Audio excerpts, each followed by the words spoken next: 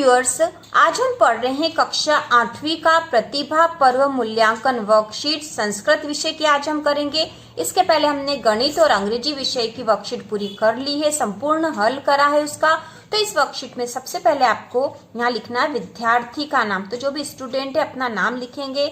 यहाँ पे है पिता का नाम, यहाँ शाला मतलब अपनी स्कूल का नाम लिखना है। यहाँ लिखना आपको कक्षा, ठीक है, कक्षा लिखेंगे 8वीं, कक्षा 8वीं। तो अब इसे शुरू करते हैं संस्कृत विषय की वर्कशीट, इसे भी हम पूरा हल करेंगे। तो इसमें जो सबसे पहला प्रश्न दे रखा है बहुविकल्पी प्रश्न है। प्रश्न नंबर 1 से 8 तक बहुविकल्पी प्रश्न है। इसमें 4 ऑप्शन दे रखे हैं जिसमें से एक सही है, वही हमें यहाँ उत्तर में लिखना है।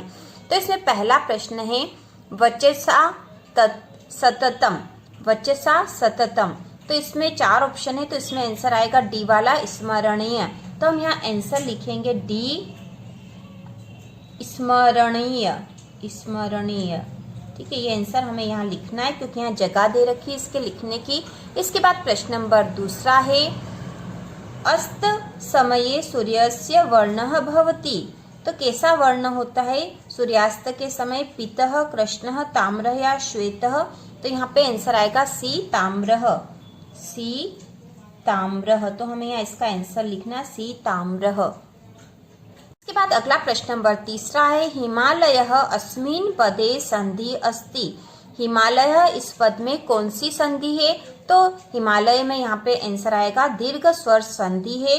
हिमालय होता है हिम धन आलयः, हिम धन आलयः हिमालय होता है और इसमें दीर्घ स्वर संधि होती है। तो हम यहाँ आंसर लिखेंगे डी दीर्घ स्वर संधि, दीर्घ स्वर संधि, दीर्घ स्वर संधि, हमें यहाँ इसका आंसर लिखना है। इसके बाद अगला प्रश्न नंबर चौथा है वराह मिहिरस्य जन्म अभवत। तो वराह मिहिर का जन्म कहाँ हुआ था? तो इसका आंसर आएगा ए कपिथ ग्रामे। तो हम यहाँ आंसर लिख देंगे ए कपिथ ग्रामे, कपिथ, कपिथ ग्रामे, ठीक है। इसका आंसर हमें यहाँ लिखना है। इसके बाद प्रश्न नंबर 5वां है सतना मंडले अस्ति। तो यहाँ 4 ऑप्शन दे रखे ओरछा, चित्रकूटम, भीमबेटका या पंचमढ़ी। तो इसका आंसर आएगा बी चित्रकूटम। तो हमें यहाँ इसका आंसर लिखना है बी चित्रकूटम, चित्रकूटम। इसके बाद जो अगला प्रश्न नंबर 6 है विद्वान पूज्यते, विद्वान पूज्यते तत्र यत्र सर्वत्र या अन्यत्र। तो इसका आंसर आएगा सी सर्वत्र, सर्वत्र। इसके बाद अगला प्रश्न है बालकः अद्य भोपाल नगरम गच्छति अस्मिन् वाक्ये अव्ययम अस्ति। इस वाक्य में अव्यय क्या है यह हमें बताना है। तो इसमें अव्यय है अद्य। तो यहाँ 4 ऑप्शन दे रखिए बालकः भोपाल नगरम गच्छति या अद्य। तो हम इसका आंसर लिख देंगे डी, क्योंकि डी वाला आंसर राइट है, डी अद्य। इसके बाद अगला प्रश्न नंबर 8वां है मेकल सुता इति नामना प्रसिद्धा अस्ति गंगा, नर्मदा, कावेरी या सरस्वती, सरस्वती। तो इसका आंसर आएगा बी नर्मदा। मेकल सुता के नाम से कौन प्रसिद्ध है?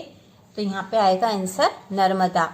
इसके बाद अगला प्रश्न है लघुत्तरी प्रश्न, प्रश्न 9 से 13। तो प्रश्न नंबर 9 से 13 तक के प्रश्न लघुत्तरी प्रश्न है। तो इसमें निर्देश जो हमें दे रखे अधोलिखित प्रश्नानाम उत्तराणि संस्कृते लिखत। इन प्रश्नों के उत्तर संस्कृत में लिखिए। तो हमने इनके प्रश्नोत्तर लिख रखे हैं ताकि हम आसानी से इसको कर सके। तो प्रश्न नंबर 9 है नरेंद्र नाथस्य जन्म कदा अभवत। नरेंद्र नाथ का जन्म कब हुआ था? तो इसका उत्तर है नरेंद्र नाथस्य जन्म जनवरी मासस्य 12 दिनांके 1863 ख्रीस्ताब्दे 12 जनवरी 1863 इसका अर्थ होता है अभवत हुआ था। तो इसका आंसर है नरेंद्र नाथस्य जन्म जनवरी मासस्य 12 दिनांके 1863 ख्रीस्ताब्दे 12 जनवरी 1863 अभवत।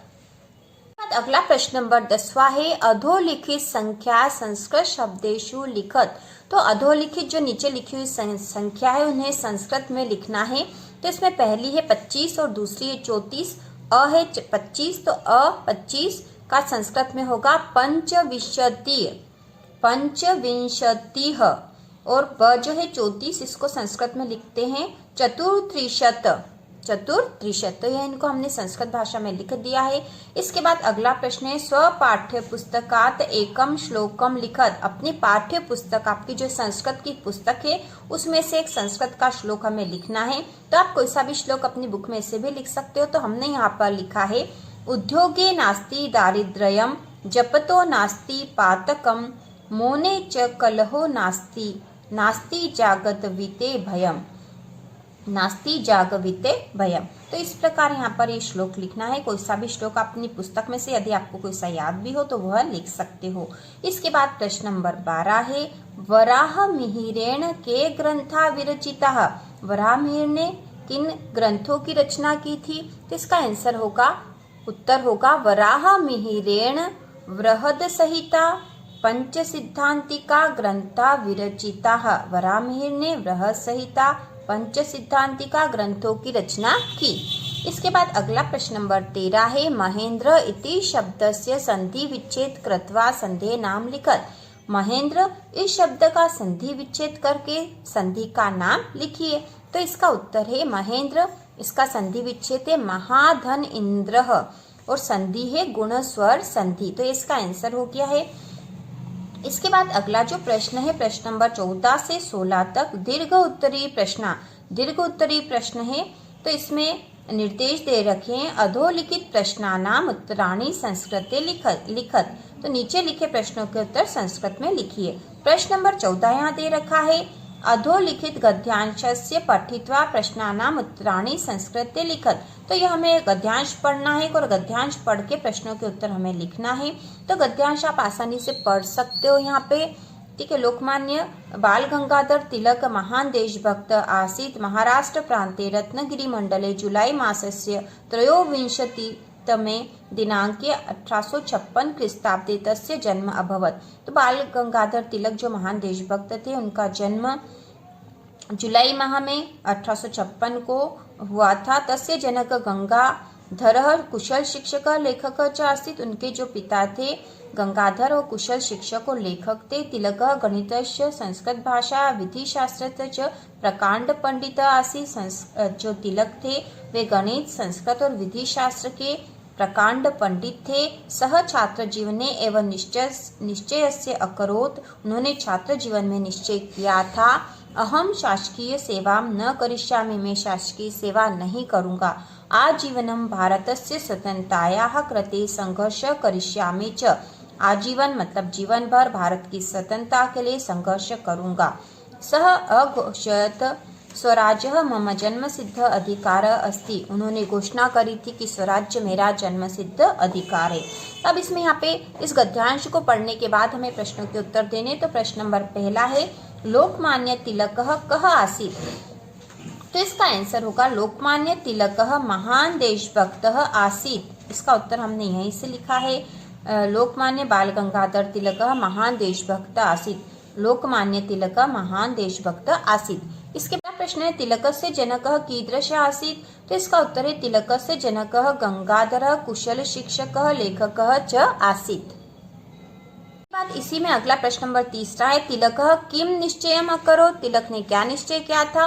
तो इसका उत्तर है तिलकः निश्चयम अकरोत् अहम शासकीय सेवां न करिष्यामि आजीवनम भारतस्य स्वतंत्रतायाः कृते संघर्ष करिष्यामि च इति। उन्होंने निश्चय किया था कि मैं शासकीय सेवा नहीं करूंगा और जीवन भर भारत की स्वतंत्रता के लिए संघर्ष करूंगा।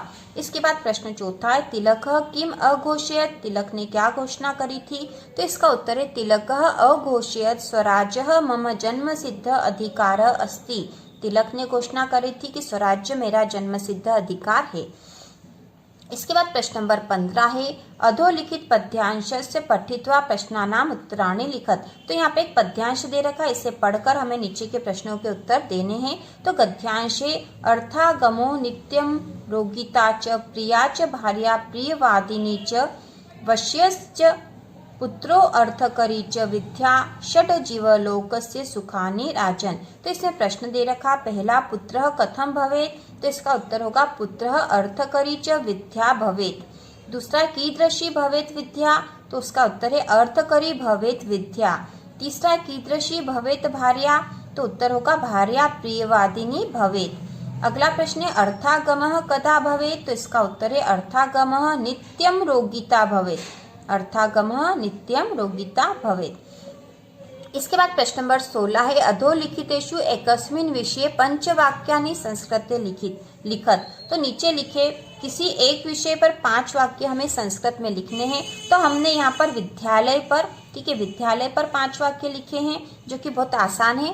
तो 5 वाक्य है मम विद्यालयः सुंदरः अस्ति, दूसरा है मम विद्यालयः विशालः अपि अस्ति, तीसरा है मम विद्यालयः एकं सुंदरम उद्यानम अस्ति, चौथा है मम विद्यालये एकः पुस्तकालयः अपि अस्ति और 5वां है मम विद्यालये बहवः छात्रः अस्ति।